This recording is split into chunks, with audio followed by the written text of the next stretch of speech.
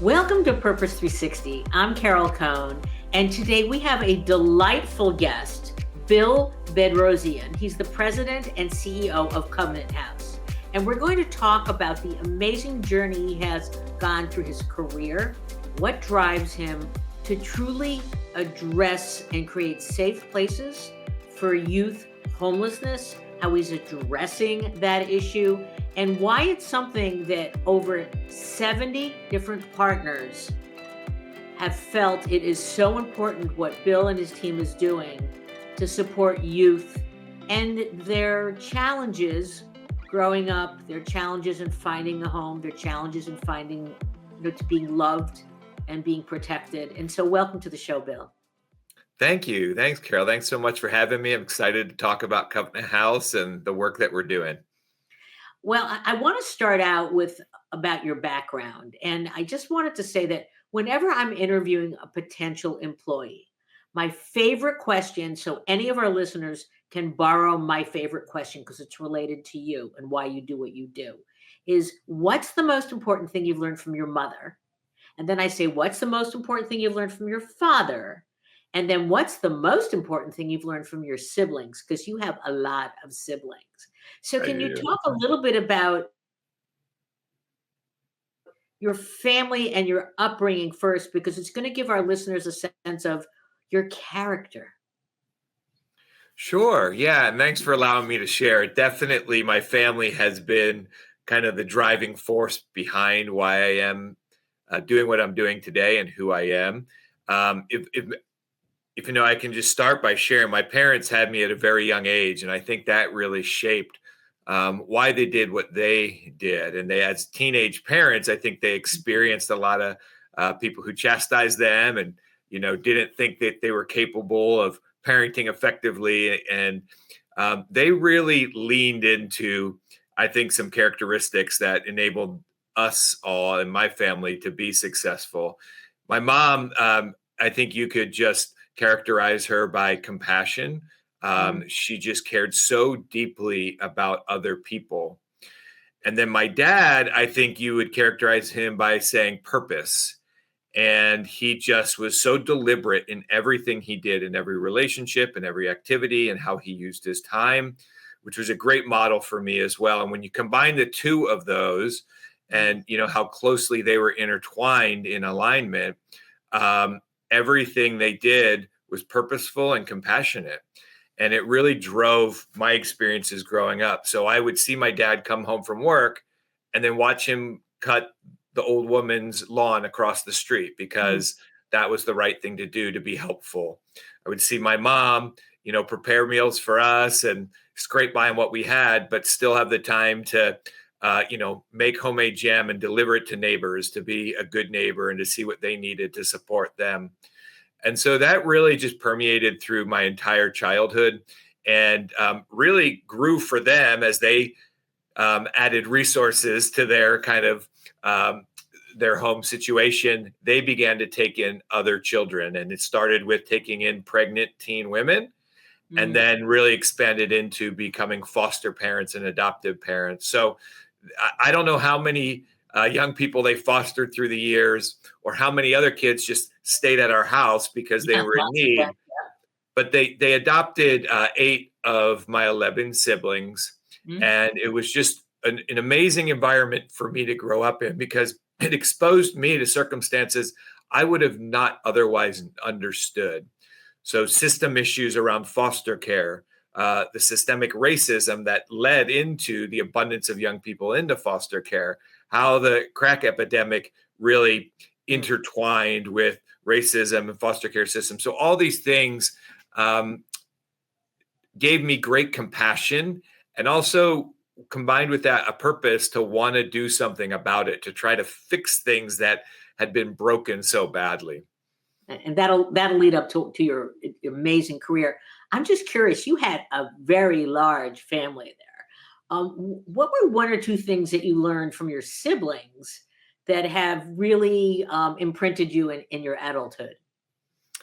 Well, as you can imagine, having 12 of us, there's so many different personalities. So I think the most important thing has been very rarely do I come across somebody where I can't kind of figure out how to interact with them effectively, because I probably had someone in my house who was like that, whether they're loud or whether they're introverted, or, or whether they, are combative or compliant. It just gave me a wealth of experience in figuring out how to interact effectively with a lot of different types of people. But also, I've recently talking to somebody about, how meaningful some of the friendships in their life have been. And it struck me that the majority of my really close friendships are with my siblings.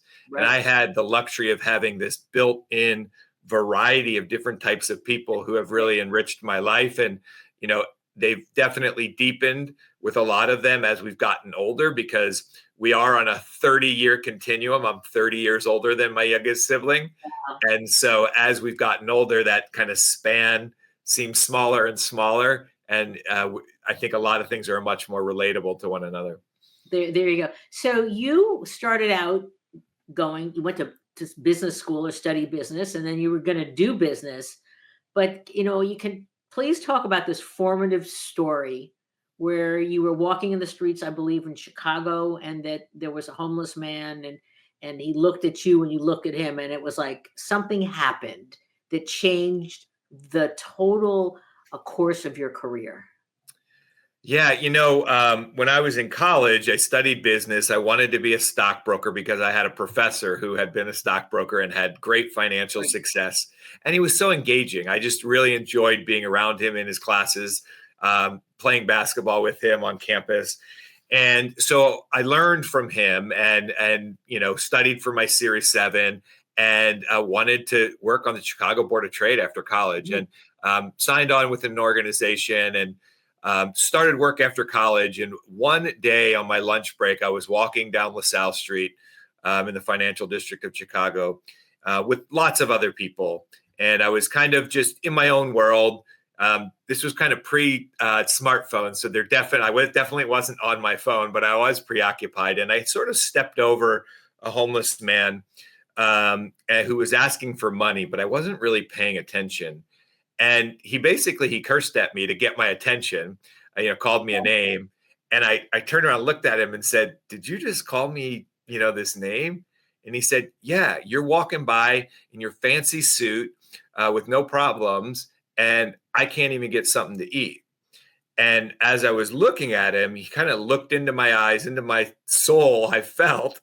Mhm. And I, just started talking to him, and I ended up giving him, the few bucks I had to get a meal, but I couldn't shake the interaction. That was so convicting that, man, I had become so preoccupied with my own issues and problems that were so minimal that I couldn't even notice or pay attention to someone in desperate need right in front of me. And that didn't feel good. And I literally started calling graduate schools of social work, and was able to get into Loyola University in Chicago and start my social work career within just a couple of months. And the rest is history. So absolutely transformative. Every time I see someone on the street, I wonder if it's Jesus, or I wonder if it's somebody who has that impact on Yeah. someone else, because it is possible if we just pay attention and listen. You had that epiphany moment, which Yeah, I so did. many people today of all ages are saying, "What is my purpose?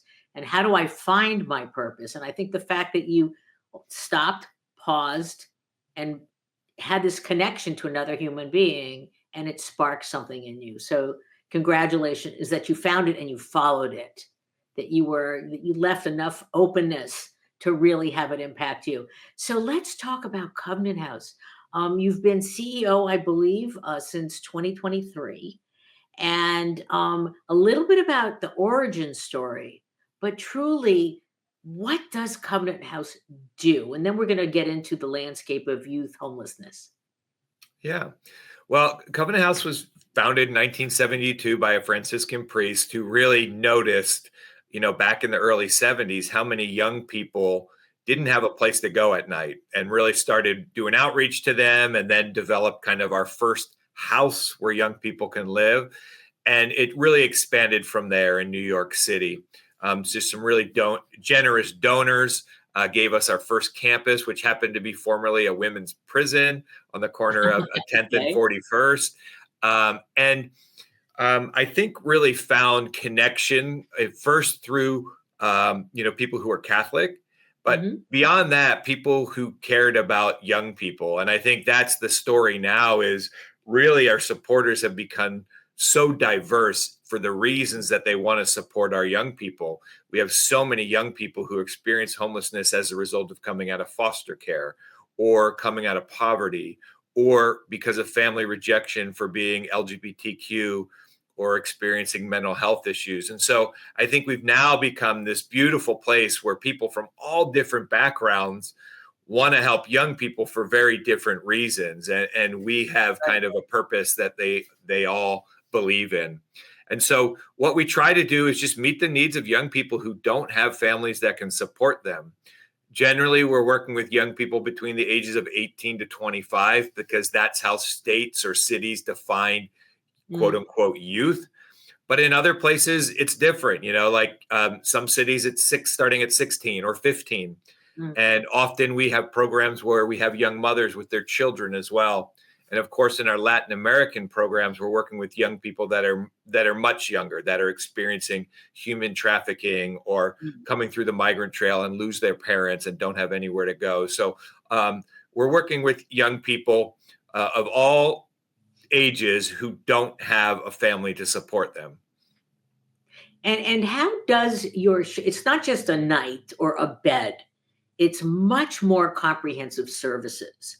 So can you talk about the breadth of the services? And then after we go through that, I want to pause and talk about the scope of what you do. It's called By the Numbers, but talk about your services that you provide. Sure. We really try to create a home like environment for young people in the 34 cities that we serve around the Americas. And there's some similarities at each of these quote unquote homes. Some of them Mm. are huge. In Toronto, we have over 300 young people living in one campus.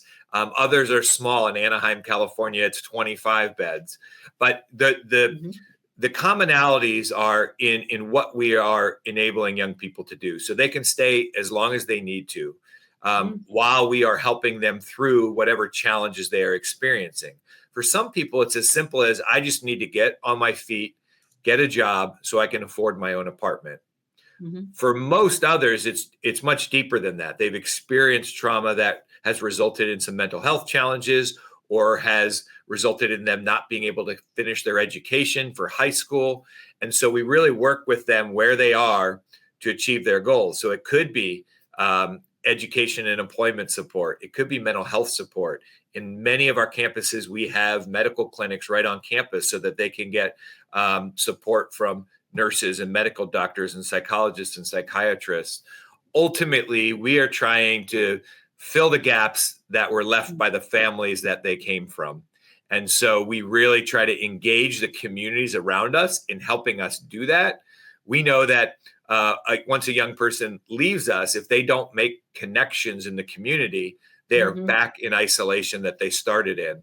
So we really rely heavily on volunteers to come in, to work with our young people, to do fun things with our young people, and to mentor them so that they have relationships beyond the staff and the peers that they meet at Covenant House campuses. And I'm curious, you talk about volunteers. How, because as we continue in this discussion, I think a lot of our listeners are going to say, I really want to volunteer. This is an amazing opportunity to mentor and work with youth. How do you train your volunteers?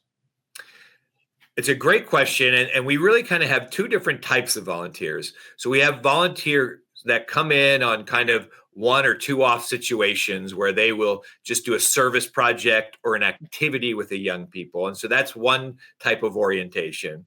And then the other is much more purposeful. And that's when a volunteer group wants to stay involved and Mm. really connect with young people.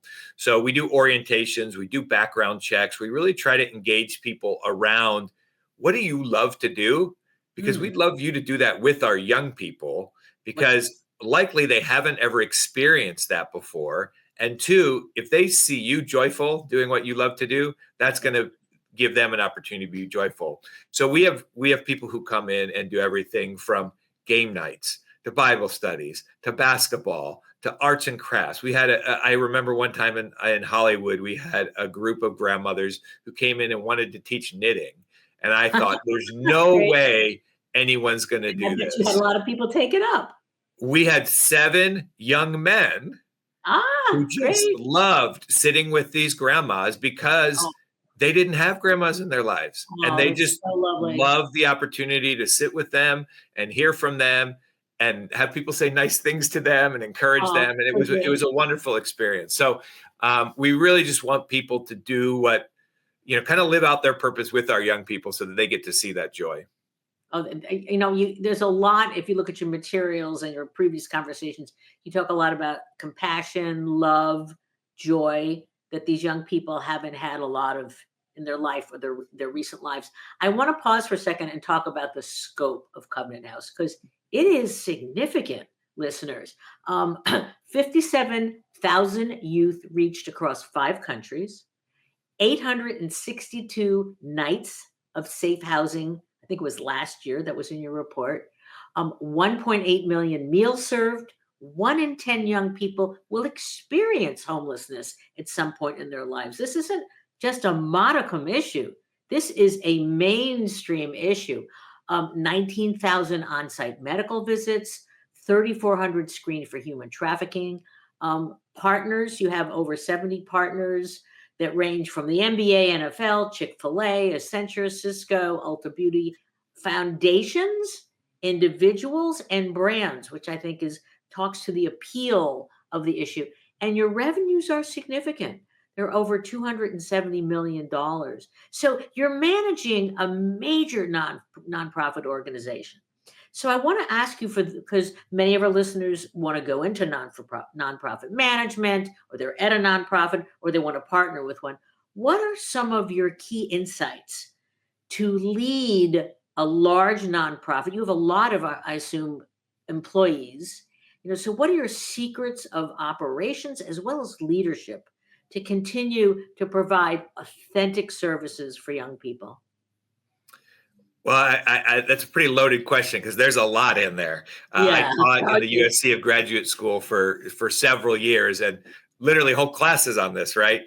But, I think for me, when you think about leading a nonprofit, what people underestimate is one of the biggest roles of the CEO to be effective is raising money. So if you don't like asking people for money, it's going to be really hard for the organization to be successful. So we tell our site CEOs, and for myself, we spend between 60 and 70% of our time raising money. And that looks differently. It's not just asking people. It could be developing relationships with your local Congress people, because that's potentially a funding source through the federal government. It could be, meeting with foundations, talking to people. It just is really deliberate time about getting awareness out there to people who have the capacity to help. And so that's a big part of it. For me, what's enabled me to be effective in a lot of ways is, one, I really love the work. I feel called to it. I don't feel drained by it. I don't feel drained by the travel. I don't feel drained by the content. I feel I am where I belong to be. And so that goes a long way. And then as the result of that, I really enjoy the people doing this work. And, besides the young people that I get to experience almost on a daily basis, the best part of my job is the people I work with. And as you mentioned, we have, thousands of employees across the Covenant houses. And each one of these people has their own story of why they're working with these young people, either because they've experienced it themselves, or they've had a family member been impacted by it, or they saw a story that just called them to this work. And to be with so many like-minded people is really a joy to be able to work through. I think the flip side of that is lots of nonprofits are really loose on the accountability. Mm-hmm. And for me, that's always been one of the most important things in managing in nonprofit work and also in government work, is that I think there's even more reason to hold people accountable and to be accountable to one another, because what we're responsible for is the lives of young people. Right. And if you're ineffective at your job, that means there's young people that are going to be stuck on the street because you didn't do what you were supposed to. So Mm, that's always been the backdrop for me of ensuring that we have accountable, high performing team members, because if we don't perform well, then right. then that's negatively impacting somebody's life. Yeah. Thank you. And thanks for being so candid and transparent about the need to fundraise. And we're going to get into that a little bit later. I want to talk about part of the heart and soul of how you manage Covenant House. You have these five guiding principles, and I'd love you to talk about them.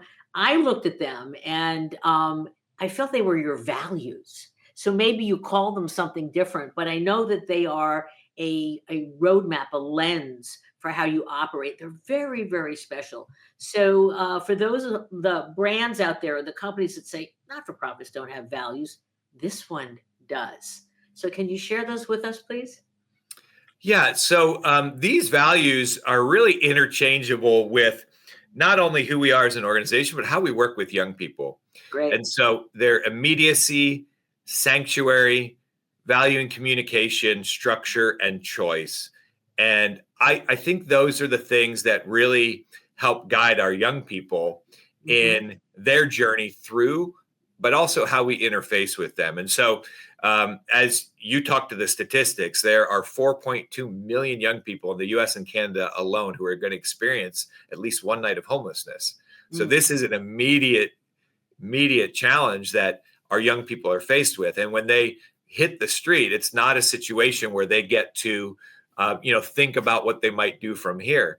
If they don't figure out a place to sleep safely, there's going to be a trafficker. There's going to be somebody that tries to take advantage of them really quickly. So that immediacy is required in how our staff receive young people and also one another in how we do the work.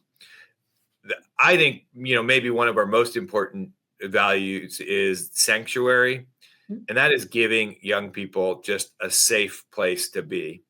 And that looks different for different young people. Some people need time to mhm. really collect themselves before they can start working on their journey. We have this concept that we call relentless engagement. And it was Nice. really born from an experience where in Alaska, we had a young man who our staff were so frustrated with because for 9 months, all he did was just lay on a couch and watch TV. Mm, And at a certain point, because of the relationships that were being built with staff, he began to feel safer and safer. And then over time, he started realizing there's a greater purpose for me. I'm safe here. I'm not going to get kicked out. I want to do more. Let me hear more. And then he started thriving. He started doing everything we would have hoped he would have done on day one. But the learning was everybody's journey is different. And we've got to be there for yeah. them and be what they need to get to the place where they can thrive and be ready to thrive. And so that's kind of how our concept of relentless engagement was born. We're not going to give up on you. We're going to keep following you no matter what your situation is. If you want to leave because you don't like the rules here, that's okay. You're always welcome back. We hope that if you're in Mhm. trouble, we will be where you come because we love you. Um, Communication obviously is key. And, I think it's not just, how we communicate with one another. It's a lot of communication is listening. And Mhm. we've gotten better as an organization, the better we've been able to listen to young people. And, I'd say there's things that we did for the first 40 years of our organization just because we always did them and they worked 40 years ago. And the young people have been telling us that doesn't really work anymore. Right. And so what we've committed to is really having active feedback loops with our young people, with our staff, so that they can constantly tell us, hey, is this working? Oh, it's not? Then we better change that in order to make sure you have what you need. And also, what's the data telling us? So we've gotten really good at collecting data about our young people and their journeys so that we can have evidence behind the reasons we do things. And so I Right. think the listening, the paying attention, really enables us to be more adaptive to support young people. Structure, sometimes it goes without saying, like, well, yeah, you're housing so many young people, you got to have structure. I look at it differently. The way that we talk about it with our young people is really about any loving relationship has structure within it. You can't just do whatever you want to whoever you want and Mhm. expect to maintain positive relationships. And it's the same thing at Covenant House. We want the best for you. And because Mhm. we love you, there are going to be some boundaries and some guidelines and some behaviors that are maybe not acceptable within this campus. And so it's just really teaching that structure means love and can be helpful too in guiding you towards a purpose. And then finally, choice. Ultimately, none of our young people are going to be successful if we tell them what they need to do. They have Right. to tell us what's important to them, what they want to do. And it's my favorite thing about working with young people. I hear so many audiences talk about how helpless they feel about working with homelessness. But Mhm. whenever I talk to a young person, I've never met one that didn't have a dream or a belief that there was something better for them. And that's the leverage we have. The minute they walk in the door, they can tell us something better that they want. And we use that, their dream, as the motivation and the framework for how we support them on this, one size fits one, because every young person has a different dream and a different background. Oh, that's brilliant. It's like you talk so much about love and compassion, and you're unlocking and you're embracing, and that every young person is different, which is Absolutely. which is fabulous. And you're living these. I mean, I love that their values and behaviors. What happens when a colleague, maybe one of your staff, they're not quite living the value in communication or the choice? What do you do? And it's a great teaching point for any of our, whether it's a company or not for profit. Well, the interesting thing is, young people are the best litmus test for us on whether people are being authentically living things out. They see through the BS so much more Okay. clearly than peers do, and they engage or disengage based on what they're experiencing. So we really do have, you know, uh, an environment where we want people to succeed. If you Mhm. care this deeply about young people, and you wouldn't come work here for peanuts if you did it, we want you to succeed. So let's give you an opportunity to work on these things, really specific things over a specific time period. But if you can't, let's figure out something else for you to do. You Okay. shouldn't be here at Covenant House if you're not going to be able to authentically engage in the way that our young people need you to. And so I think that's been a real culture change for us over the last several years is we've, historically really valued longevity as the highest priority because wow, you're so committed to young people. That's amazing. Right. I have a little bit of a different perspective, and I highly value commitment, but also performance. Okay. Ultimately, if you're here 30 years, but you're not performing well, then you're not helping young people. I think we should move out of the way so we can bring in someone who can perform really well at a higher level so that we can impact more young people. So that's been a big cultural shift, and it's been difficult for a lot of people. But, even 2 years in now at International, and I was at Covenant House, California for 9 years, you get to see pretty quickly the impact of having more high performing Right. people towards a mission and what's possible when we're all moving in the same direction. You're very much running this like a business and not like a not for profit. You're not leading with your sleeve, but you're leading with love. So it's an interesting dichotomy. You have a vision to end youth homelessness by, I believe, 2035, and it's called the Journey Home. Can you talk about, one, why is it important to set that goal? And then what are a few key elements of the journey home? Um, and then I'll ask some more questions about it. Well, I mean, first of all, if you don't name it, it's never going to be possible. That's And right. so, It's got to be branded, right? so Right. we started there and said, this is the future state that we all want. Is Hmm. this possible? Yeah, it is possible for these reasons. And so I'll share a little bit about that.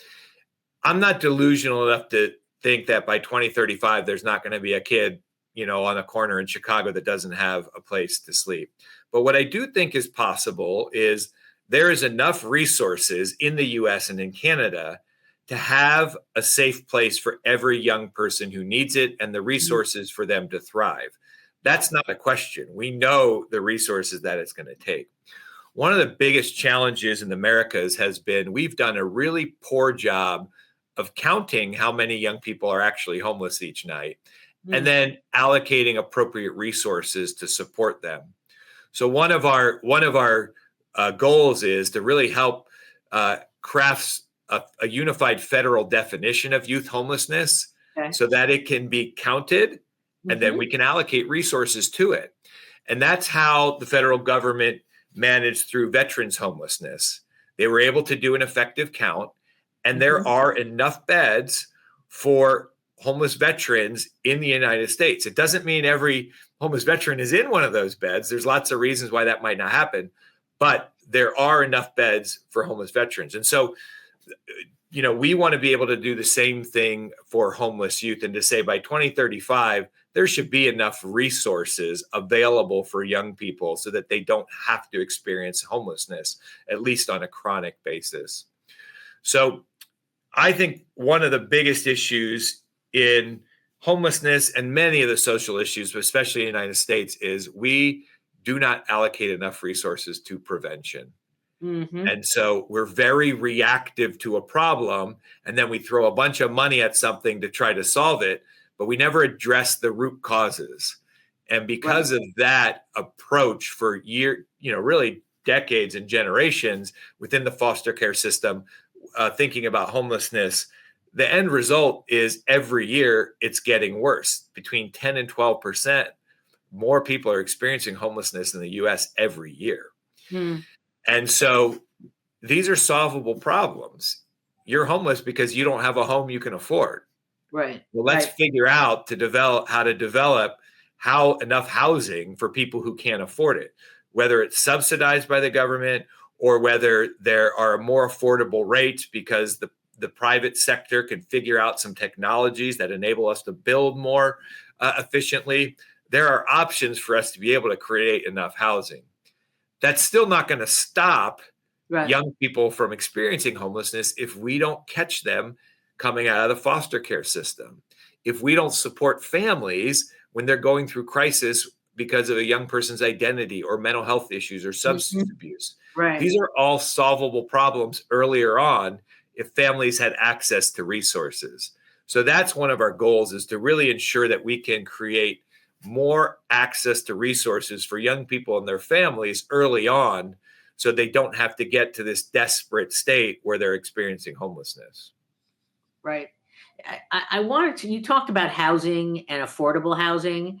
And one of the things that I really love about Covenant House, you innovate, and that you have gone into the field of building homes with partners. And is it the Linden Commons? And can you share with our listeners, you're trying to, if a young person's going to need the housing, how they can afford this? Yeah, so one of the misnomers of affordable housing is that it's not affordable. It's affordable for a very particular segment of the population that is kind of really upper middle class. If you look at the definition of affordable for housing and the income that you need to be able to afford it. So you're talking about policemen, firemen, working class people that have good jobs. That's not our young people. They're not walking into jobs that enable them to afford these affordable for housing. And this was really highlighted for me when a young man in Los Angeles, he came to us. And gosh, Derek did literally everything we at Covenant House and society asked him to do. He went back to school. He got a job. He got an internship. He got another job. He saved his money. He moved through our housing continuum from shelter to transitional housing to rapid rehousing. And when he was able to move into his own apartment, despite having two jobs, the only thing he could afford was in a very unsafe neighborhood in Los Angeles, in a dilapidated apartment that I would have never allowed my own boys to live in. And despite that, this horrible, living situation, he was so kind that whenever one of his friends was experiencing homelessness, he would let them live there. Wow. So this is a young man who's literally doing everything we could have ever wanted him to do. And yet he was living in what I would call squalor. And that just wasn't right to me. And so, when people, tell a homeless person to get a job, well, Derek got 2 jobs, and you know what it got him? It got him a very dangerous apartment that was unsafe and Right. unhygienic, and it's not okay. So we created the idea of affordable for youth housing. Let's figure out what our young people are making when they're working that one job that's 60 hours a week, or 2 jobs, 80 hours a week. And a normal economics, says, well, you should be spending 40% of your income on rent. So for our young people, if 40% of your rent is $800, but an average 1-bedroom apartment is $1,500, we have a problem here. Yeah. That means you're going to have to spend all your income on rent, and you can't afford how to live. So we developed a concept that said you can pay rents based on what you afford. And the way that we were able to do that was to get very generous donors to help us develop some apartment complexes so that we were unencumbered with debt. And despite the rents being lower, they were able to cover the operation costs of the maintenance of the building. Now, this took some amazing partners and funders, but also property management companies who wouldn't normally think, hey, we're involved in the homeless space. We've got an amazing property management company who is donating their services to help our young people understand what it's like to live in the real world and have to work with a property management company to pay rents, to have things fixed in your home. So it's been an amazing experience. We've had one site open for over a year in Los Angeles. We have a second site that's been open for about 6 months, and a couple others in the work, and then many more in the works kind of around the country. Right.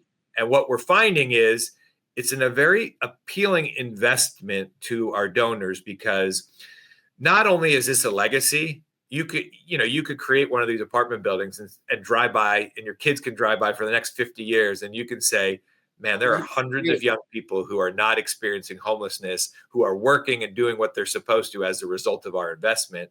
And Covenant House didn't have to come back to me every year to ask for operational dollars, because this is actually a sustainable operation. How often do nonprofits come up with sustainable operations, right? So for us, we're really excited about how communities can engage this, not just through Covenant House, but this could be done in Omaha. This could be done, in Oklahoma City, really anywhere that people have the ambition to help young people and to be able to coordinate a project like this. So it's brilliant. I want to talk about another innovation. It's more of a fundraiser, and it's an awareness builder. That's the Sleep Out. So it's a great idea. I've had a few people do it. It opens their eyes. Can you explain briefly to our listeners what that event is, and how does it do as a fundraiser as well as an awareness builder? Yeah. So on the Thursday before Thanksgiving, across the 34 cities we're in, and many others, we do what's called a sleep out. And for one night, we ask people to sleep out, quote unquote, on the street. Really, you're sleeping in a safe environment around a Covenant House that we help set up.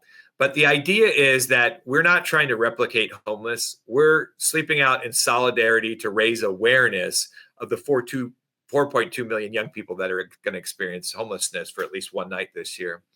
And it's a peer-to-peer fundraiser. Yeah. So what we do on that Thursday before Thanksgiving is an executive sleep out. So we have people who are the CEOs of large corporations. We have, the general manager of the Yankees, people who this would be very unusual in the course of their normal lives to be sleeping out on the street of New York or Chicago or Anchorage or wherever it might be. As the result, when they ask their friends, when they ask their peers, their coworkers to financially support them, it's much more impactful than asking for support to run a 5K. People want to know, why are you sleeping on the street? It's going to be, 24 degrees. And then the communication after the night about what it felt like, and thinking about how a young person would have to get up in the morning and find a place to clean up and get dressed and go to work or for a job interview without being able to charge their phone or whatever that might be. It really creates a level of compassion that you may not have had before, kind of understanding all the aches and pains and the sounds and Yeah. the sights throughout the night. And Yeah. so what has happened is it's burgeoned into a movement. And so now we have sleep outs where young professionals sleep out, or we have a mother sleep out, or we have high schools that will sleep out together. And Sure. what our hope and dream is that all across the US and Canada, there'll be schools and mothers and work colleagues who are sleeping out in solidarity with young people who are going to have to experience this. It's brilliant and it's so visceral. So I now want to just pivot to partnerships because you have a lot of partners. And what is your secret sauce to having a very large body of partners, very different, as well as keeping them? Because you seem to have a lot of longevity. And in the issue, it is the issue that it appeals to them that you should never, be homeless, or are they worried about the issue? How do you make it so engaging that they want to be a partner with you for a long time? Well, I think there's a number of factors. One, I do think, every partner we have cares about the issue. And, they're either brought to it because of homelessness or because of human trafficking, something our young people's experience that really resonates them or resonates with their business. So if you think about Delta Airlines, they're really serious about trying to be a partner in ending human trafficking. And so the work that they do with us is not just helping them to have the right information to be able to communicate in airports and to their team members, but it also gives their team members a way to actively engage.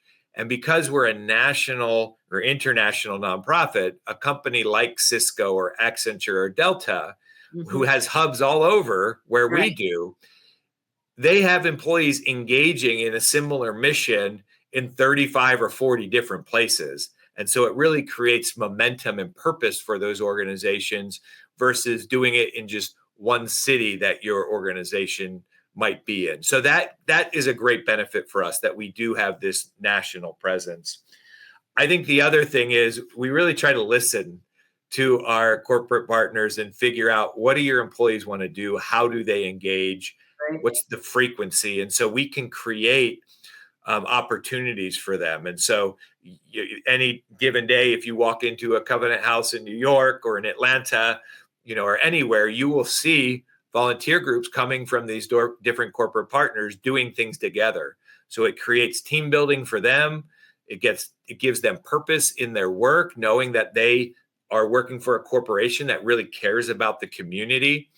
And then ultimately, too, most of our corporate partners are really dedicated to that sleep out.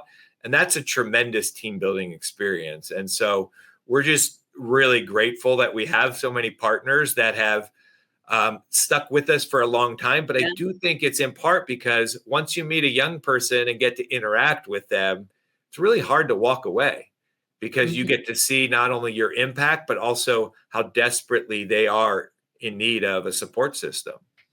Yeah, it's the treasure. It's a young person. It's they've got the future in front of them, and if you could just help them, that they can fulfill or begin to live their dreams. Um, I want to know a little bit about more about you personally, and your leadership style. Colleagues have described you as highly energetic and passionate, and someone said you're a bullet train, a force of nature dressed up as a human being, said one, in a previous interview. But you're also, as we can hear today and see today, you're humble and you genuinely care for people. Some say that you work tirelessly, maybe only having 4 hours a night of sleep, but you spend so much time with the youth all around Covenant House locations. How do why is this so important as a leader to have this compassion and this connection? And how do you do it day after day after day? I know you said that it just keeps you energized, but it is tiring. You've got a huge organization and network. What are some of your insights to share with other leaders listening to this call? Yeah, look, I think one of the greatest gifts that I got from that experience in Chicago is that I've had a 30-year career where I feel like my purpose is aligned with my work. And so Mm, it doesn't often feel like work. I have friends who, talk about like, getting off work and being able to relax or getting away, and I don't ever feel like that because I feel like I'm working in my purpose and it's what I enjoy doing. I also have the whether it's a benefit or not, like when I go to bed at night, I know that there's young people that aren't sleeping in a bed. mm, And so that gnaws at me every night. I also get to see these stories of a young person who's the first to graduate from high school in their family or who got their first job.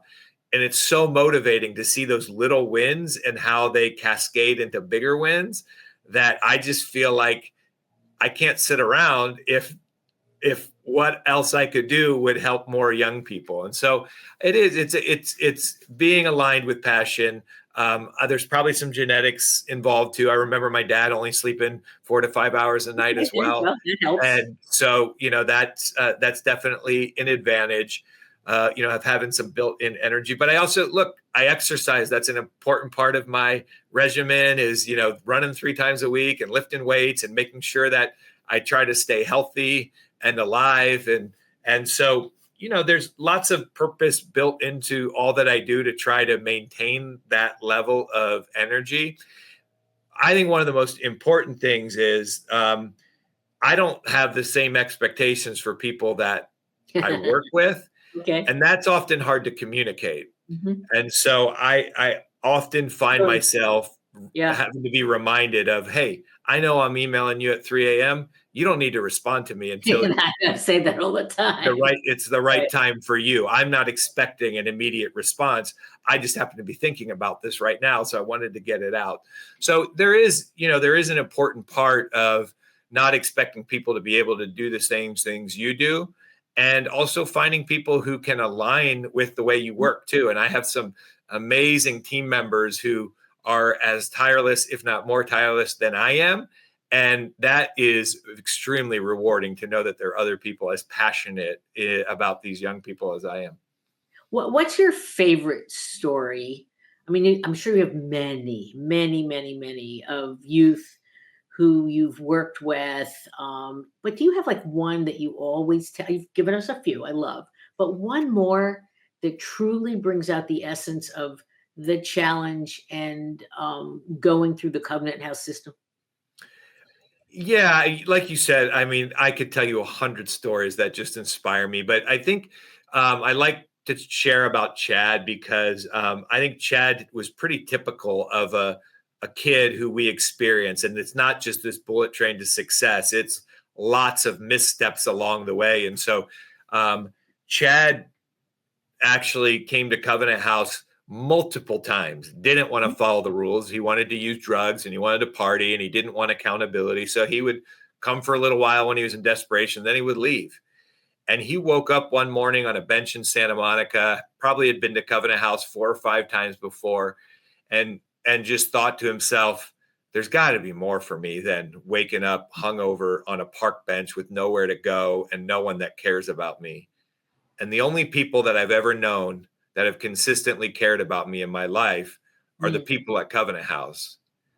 And so he walked in that next time, maybe it was his sixth time, I don't know. And he decided this time's going to be different. And a lot of the staff didn't believe it was going to be different. They thought, well, we'll see Chad for about 30 days and then he'll go back on his road show.